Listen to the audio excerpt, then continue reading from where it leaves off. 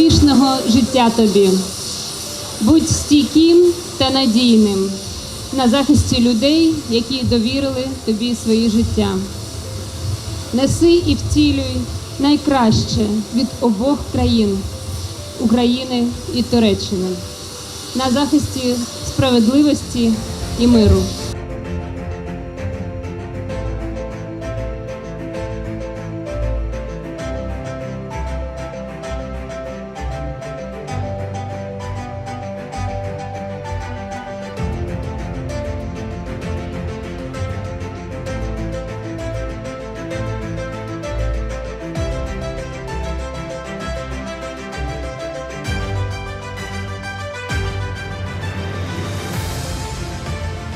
Коли Росія почала агресію проти України у лютому 2022 року, ми не залишилися наодинці.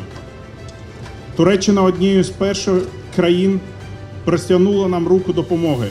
Це не просто новий корабель, це символ відродження нашого флоту, нашої національної гордості та сили.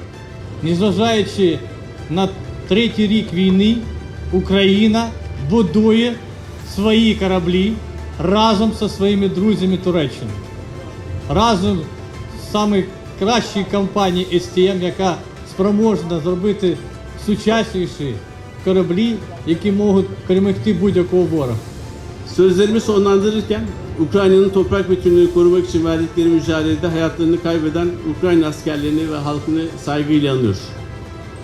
Ülkece zor bir süreçten geçen Ukrayna'nın her zaman yanında olduğumuzu, Ukrayna donanmasını güçlendirmek için çalışmalarımıza devam edeceğimizi ifade etmek istiyorum.